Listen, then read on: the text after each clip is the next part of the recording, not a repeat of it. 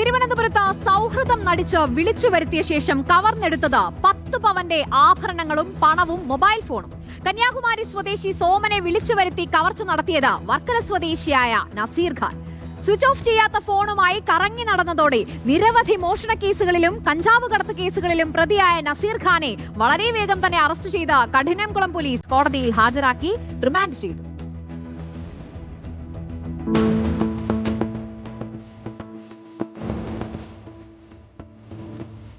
ഇക്കഴിഞ്ഞ ദിവസം രാത്രിയാണ് കേസിനാസ്പദമായ സംഭവം നടക്കുന്നത്.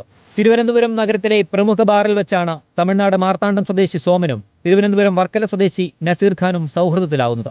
കഴിഞ്ഞ ദിവസം വീണ്ടും ഒരുമിച്ച് മദ്യപിക്കാൻ ഇരുവരും ഒത്തുകൂടുകയായിരുന്നു. വഴിയിൽ വെച്ച് കണ്ട് മദ്യപിച്ച് പരിചയപ്പെട്ട ഒരാളാണ് അയാളെ കൂട്ടിക്കൊണ്ടുവന്ന് ഇവിടെ കൊണ്ടുവന്ന് ഉപദ്രവിക്കുന്നതാണ്. ശരിക്കും ഒരു ശൂന്യതയിൽ നിന്നാണ് നമ്മൾ ഇതിനെക്കുറിച്ചുള്ള അന്വേഷണം ആരംഭിച്ചത്. ഫോൺ കേന്ദ്രീകരിച്ച് വന്നൊരു അന്വേഷണത്തിലാണ് നമുക്ക് പ്രതിയെ ഐഡന്റിഫൈ ചെയ്യാൻ സാധിച്ചത്, പ്രതിയെ ലൊക്കേറ്റ് ചെയ്യാനും സാധിച്ചത്. ഇതിനിടെ സൗഹൃദം നടിച്ച നസീർ ഖാൻ സംസാരിക്കാനുണ്ടെന്ന് പറഞ്ഞാണ് സോമനെ ആളൊഴിഞ്ഞിടത്തേക്ക് കൂട്ടിക്കൊണ്ടുപോയത്. പെരുമാതുറ കടൽ തീരത്തോട് ചേർന്ന ആളൊഴിഞ്ഞ പറമ്പിൽ വെച്ച നസീർ ഖാൻ സോമനെ അതിക്രൂരമായി മർദ്ദനത്തിനിരയാക്കി. കഴുത്തിലുണ്ടായിരുന്ന 10.5 പവന്റെ സ്വർണ്ണമാലയും മൊബൈൽ ഫോണും പണവും പ്രതി കവരുകയായിരുന്നു.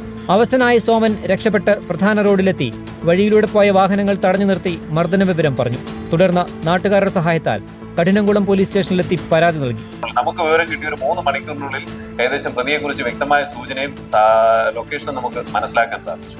തുടർന്ന് പ്രതിയെ നമ്മൾ അറസ്റ്റ് ചെയ്യാനുണ്ടായി. സോമന്റെ കയ്യിൽ നിന്നും കവർന്ന മൊബൈൽ ഫോൺ സ്വിച്ച് ഓഫ് ചെയ്യാത്തതിനാൽ നസീർ ഖാന്റെ ലൊക്കേഷൻ മനസ്സിലാക്കാൻ പോലീസിനായി.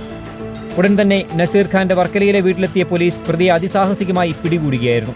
നിരവധി മോഷണ കേസുകളിലും കഞ്ചാവ് കടത്ത് കേസുകളിലെയും പ്രതിയാണ് നസീർ ഖാൻ എന്ന പോലീസ് പറഞ്ഞു. കോടതിയിൽ ഹാജരാക്കിയ പ്രതിയെ റിമാൻഡ് ചെയ്തു.